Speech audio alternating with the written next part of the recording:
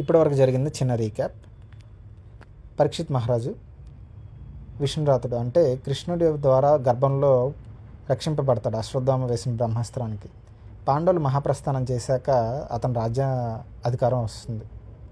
తర్వాత ధర్మదేవత భూదేవిని పీడిస్తున్న కలిపురుషుని చంపేస్తానంటే శరణు కోరాక 4 స్థానాలు, తర్వాత కలి అడిగాడని 5వ స్థానం బంగారం ఇస్తాడు.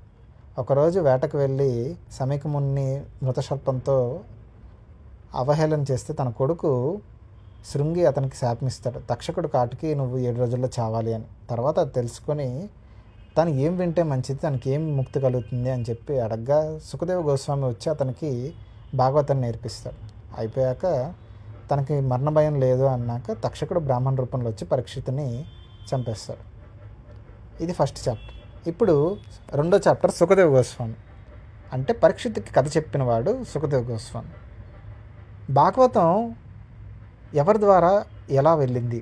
ఫస్ట్ కృష్ణుడు బ్రహ్మకి మనసులో చెప్తే బ్రహ్మ తన కొడుకైన నారదుడికి చతుస్లోకి 4 శ్లోకాల్లో చెప్పాడు. నారదుడు తర్వాత తన శిష్యుడైన వ్యాసుడికి చెప్పాడు. వ్యాసుడు దాన్ని గ్రంథంగా బుక్గా మార్చాక దాన్ని తన కొడుకైన సుఖదేవ గోస్వామి నేర్చుకున్నాడు. సుఖదేవుడు తర్వాత పరీక్షిత్ దగ్గర చెప్తున్నప్పుడు దాన్ని సూత గోస్వామి కూడా విని నైమిషారణ్యంలో సౌనకాది ఋషులకు చెప్పాడు. సో మళ్ళీ ఒకసారి చూసుకుంటే కృష్ణుడు, బ్రహ్మ, నారదుడు, వ్యాసుడు, సుఖదేవ గోస్వామి, పరీక్షిత్ చెప్తున్న సమయంలోనే సూత గోస్వామి, సమీకమునితో పాటుగా కొంతమంది ఋషులు. సుఖదేవ గోస్వామి అనే పేరులో మీనింగ్ ఏంటి అంటే ఇంద్రియాలను నిగ్రహించిన వాడని. గోస్వామి అంటే ఇంద్రియాలను నిగ్రహించడం, గోదాసుడు అంటే ఇంద్రియాలకి లొంగిపోవడం. సుఖదేవుడు ఇంద్రియాలను నిగ్రహిస్తున్నాడని అతని పేర్లోనే ఉంది కాబట్టి అసలు ఆ టైటిల్ ఎందుకు వచ్చిందనేది ఫస్ట్ ఒకసారి చూస్తే, ముందు అతను ఎందుకు అర్హుడు ఈ భాగవతానికి? హృషికేశుడు అంటే కృష్ణుడికి ఇంకొక పేరు ఇంద్రియాలను నిగ్రహించేవాడని. అలాంటి ఇంద్రియాలు నిగ్రహించిన కృష్ణుడి గురించి చెప్పేవాడు కూడా అలాంటి అర్హత కలిగి ఉండాలి. సుఖదేవ గోస్వామికి కూడా ఇంద్రియాలు నిగ్రహించాడు కాబట్టే అతనికి చెప్పగలిగిన అర్హత ఉంది. నిగ్రహించాడు అనడానికి మనకు ఉదాహరణలు ఏమున్నాయంటే 2 ఉదాహరణలు ఉన్నాయి. ఒకటి, అతను పరీక్షిత్కి భాగవతం చెప్తున్నప్పుడు ఇందులో కృష్ణుడి యొక్క రాసలీలలు వింటే మీకు ముక్తి కలుగుతుంది అంటాడనమాట. సాధారణమైన స్త్రీ పురుషుల యొక్క రాసలీలలు చెప్తే ముక్తి కలగదు. వాళ్ళు కూడా ఈ మైథున జగత్తులో ఉండే మాయకి లొంగిపోతారు.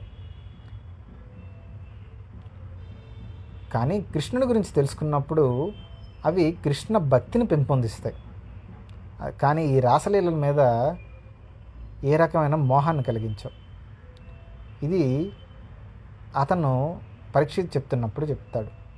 రెండవది, సుఖదేవ గోస్వామి 16 ఏళ్ల వయస్సు, అలానే కృష్ణుడి యొక్క దేహఛాయ, దిగంబరుడు అంటే బట్టలు వేసుకోడు. అలాంటి అతను ఒక సరోవరం పక్క నుంచి వెళ్తున్నప్పుడు అక్కడే స్నానం చేస్తున్న యువరాణులు కొంతమంది అతను పట్టించుకోరు. ఆ తర్వాత వ్యాసుడు వెనక వెళ్తాడనమాట.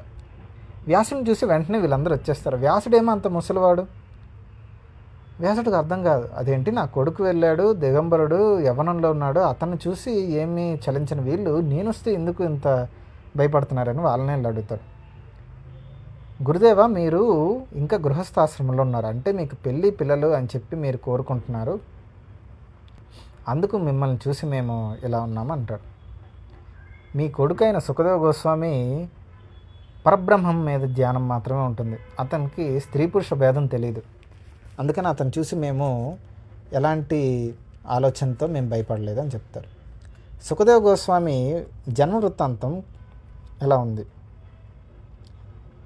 వ్యాసుడికి జాబాలి యొక్క కూతురికి పెళ్లి జరిగాక అతనికి పుట్టినవాడు గర్భంలో సుఖదేవ గోస్వామి. కానీ సుఖదేవ గోస్వామికి ఈ ప్రపంచంలో మాయ ఉందని తెలిసిపోయింది గర్భంలోనే. నేను బయటికి రానంటే బయటికి రాని 12 సంవత్సరాలు గర్భంలోనే ఉండిపోయాడు. తన తండ్రి ఏమో వ్యాసుడు ఏం కాదు నువ్వు బయటికి రా అంటే నేను నమ్మను, నాకు నువ్వు ఇంకా గృహస్థాశ్రమంలోనే ఉన్నావు కాబట్టి నేను రాను అన్నట్టుగా అతను రాడనమాట. చేసేదేం లేక వ్యాసుడు కృష్ణుడి దగ్గరికి వెళ్ళి నా కొడుకుని ఇలా మీరు మాత్రమే భరోసా ఇవ్వాలంటే కృష్ణుడు వచ్చి అభయం ఇస్తాడు. ఏం కాదు, ఈ మాయ వల్ల నువ్వేమీ ఎఫెక్ట్ అవ్వని చెప్తే అప్పుడు సుఖదేవ్ కోసం బయటకు వస్తాడు. ఇలా వచ్చి రాగానే వ్యాసుడు వెంటనే వెనక్కి వెళ్ళిపోయి నా కొడుకు అని చెప్పి వెళ్తాడనమాట. అరే మాయ లేదంటే మళ్ళీ మా నాన్న ఏమో మాయ అని చెప్పి నా వెనకే వస్తున్నారు, ఇది కరెక్ట్ కాదని ఒక నకిలీ సుఖదేవ్ గోస్వామిని క్రియేట్ చేసి తనకి ఇచ్చేస్తారు. మనకి వేరే పురాణాల్లో ఎప్పుడైనా మెన్షన్ చేసేటప్పుడు గృహస్థాశ్రమంలో సుఖదేవుడు గురించి చెప్తే అది నకిలీ సుఖదేవుడు మాత్రమే. వ్యాసుడు రాసిన భాగవతాన్ని సుఖదేవుడు ముక్తా విన్నప్పుడు, అంటే సుఖదేవుడు ద్వారా విన్నప్పుడు అది ఇంకా మధురంగా అనిపించింది అన్నమాట. సుఖం అంటే రామచిలుక. సో అతను చెప్పిన భాగవతం కూడా చిలుక కొట్టిన పండులా ఇంకా తీయగా ఉంది. మనం ఎప్పుడైనా రిఫర్ చేసేటప్పుడు కొన్నిసార్లు సుఖదేవ్ గోస్వామిని ఒక చిలుకతో చూపిస్తారు. అంటే అది డైరెక్ట్గా చిలకని కాదు, సింబాలిక్గా అతని పేరులో కూడా రామచిలుక ఉందని, అతని వాయిస్ కూడా రామచిలుక అంత స్వీట్గా ఉంటుందని అర్థం.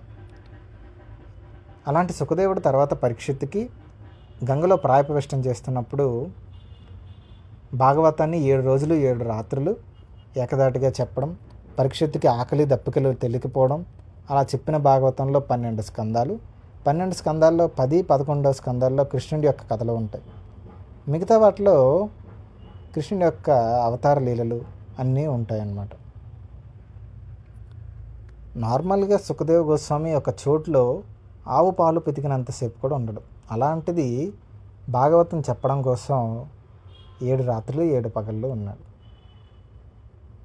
ఇంతటితో సమాప్తం.